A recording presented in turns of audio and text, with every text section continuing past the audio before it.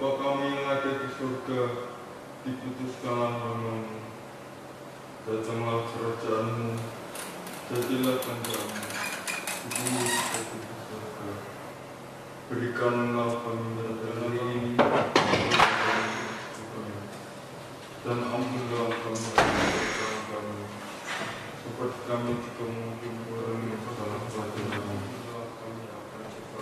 Seperti kami juga mengampuni orang yang bersalah.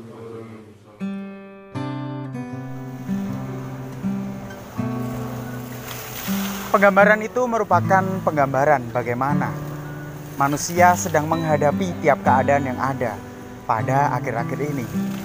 Diceritakan tadi seorang anak yang dengan rajin tetap berdoa meskipun dalam keadaan yang susah. Kalau tadi sutradara dari salah satu pemuda menggambarkan bagaimana cobaan itu digambarkan dalam sebuah ruangan yang horor, ruangan yang seram, penuh dengan gangguan-gangguan. Nah, kurang lebih seperti itu Bapak Ibu Saudara-saudari sekalian, ketika melihat bagaimana kehidupan kita akhir-akhir ini.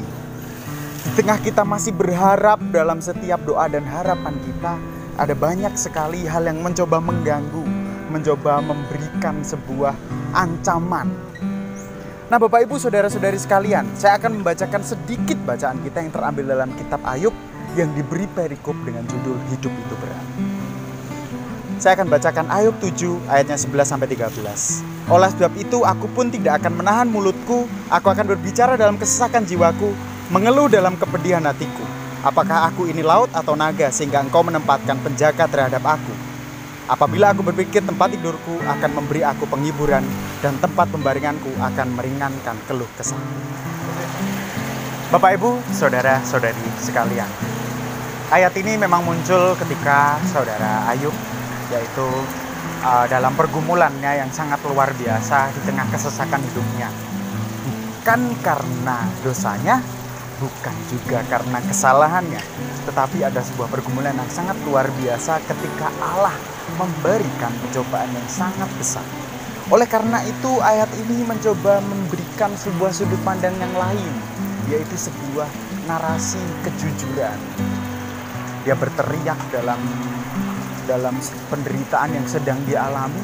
Dia mencoba memberikan sebuah narasi yang ingin mengatakan bahwa iya Tuhan, hidup ini berat, hidup ini penuh dengan segala cobaan yang ada, hidup ini penuh dengan kesesakan-kesesakan. Nah, lalu bagaimana jika hal ini kita refleksikan dalam kehidupan kita akhir-akhir ini?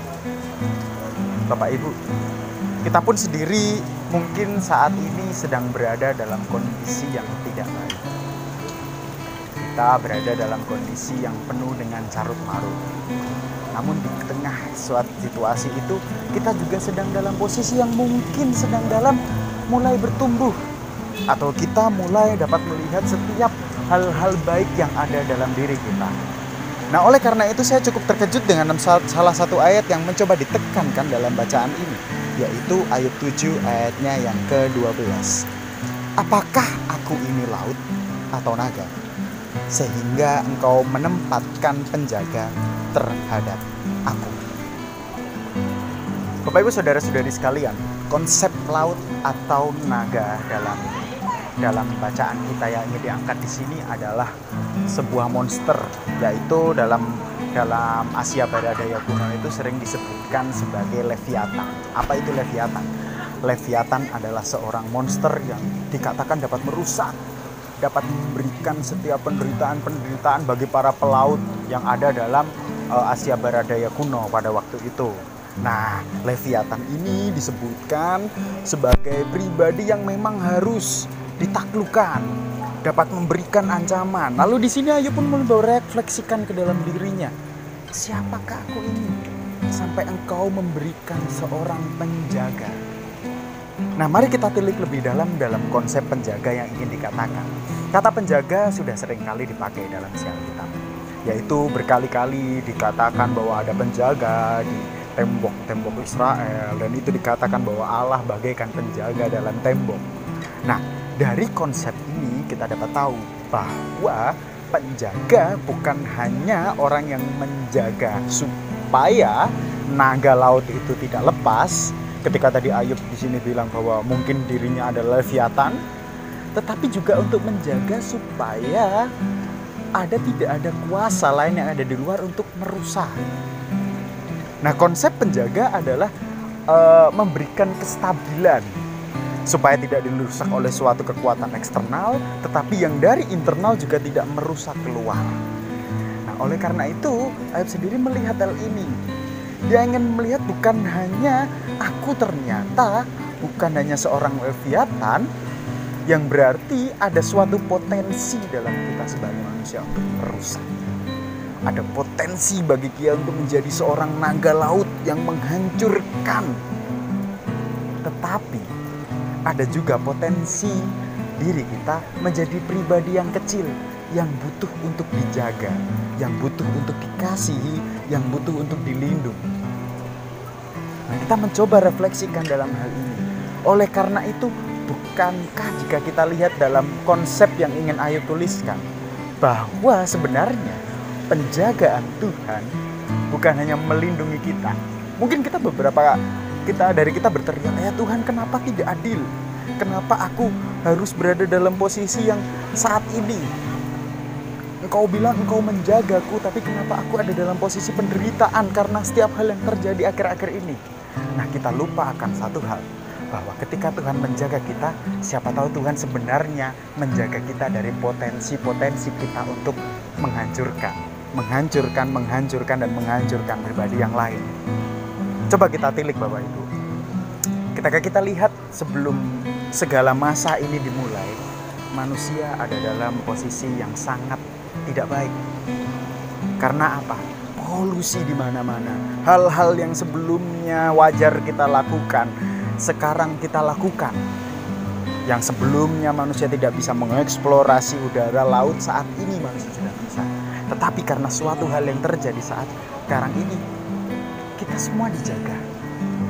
Kita semua tidak dapat melakukan hal-hal yang biasa kita lakukan. Kita dibatasi untuk kembali merusak dan merusak. Oleh karena itu, coba kita refleksikan lagi. Kita lihat lagi. Akhir-akhir ini saya cukup sedih ketika melihat bahwa banyak sekali hal yang harusnya kita jaga terpaksa harus kita keluarkan. Kita menjaga diri dengan menggunakan masker, dengan menggunakan hal-hal yang steril, namun kita membuang sampahnya dengan sembarangan gitu.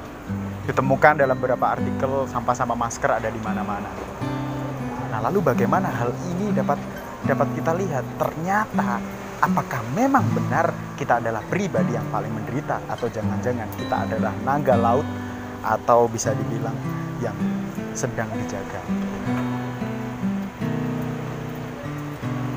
Bapak Ibu, saudara-saudari sekalian, baiklah kita melihat bahwa bukan hanya kita yang saat ini sedang dalam posisi menderita, dan bukan hanya kita saat ini yang berada dalam posisi paling rendah.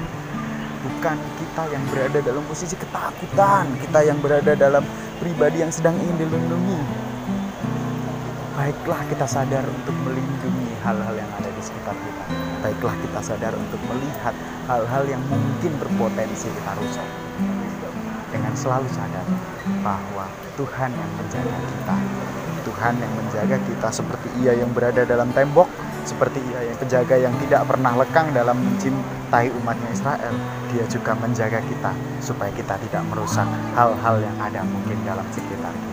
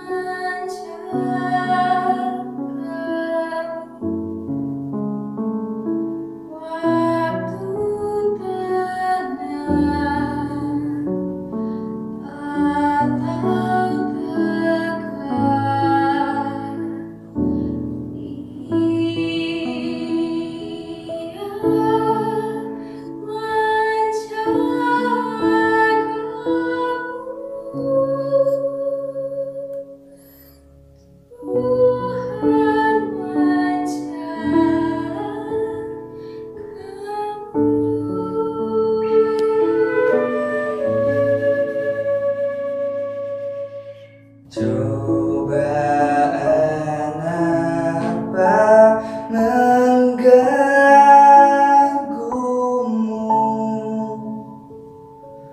Tuhan menjagamu.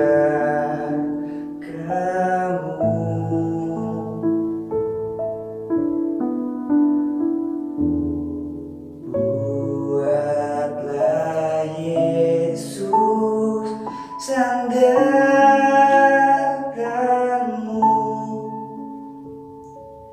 Dia menjagamu.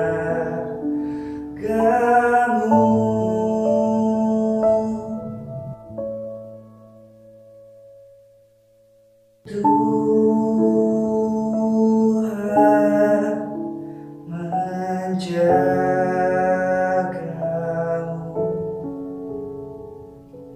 Waktu tenang atau tegang, Ia menjagamu.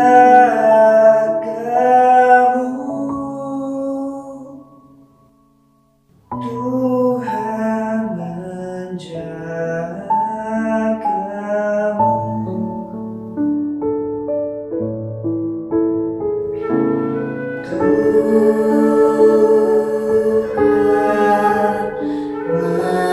menjagamu. Waktu tenang atau tegang, Ia menjagamu. Tuhan menjagamu.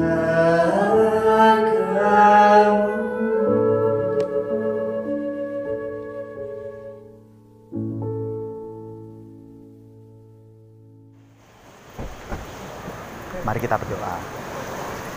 Puji syukur Tuhan, terima kasih dalam setiap hal yang telah Engkau berikan kepada kami. Dan pada hari ini firman yang sudah kami dengar, kami sangat yakin dan percaya Engkau adalah penjaga kami yang hidup, tidak untuk membuang kami, tidak untuk membatasi kami, tetapi Engkau sadar Tuhan bahwa kami dapat berpotensi bukan hanya untuk merusak diri sendiri, tapi juga merusak lingkungan kami, orang lain. Dan dari situ kami sadar untuk bukan hanya mencoba untuk bebas lepas, tetapi membatasi diri kami dan semakin terus sadar bahwa Engkaulah yang menjagai kami Tuhan. Terima kasih Tuhan, terima kasih. Dalam nama-Mu kami telah berdoa. Amin.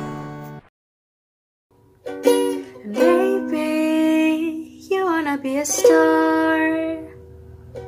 It may seems you wanna be in love. I don't care, you're taking it apart, but I just couldn't save you.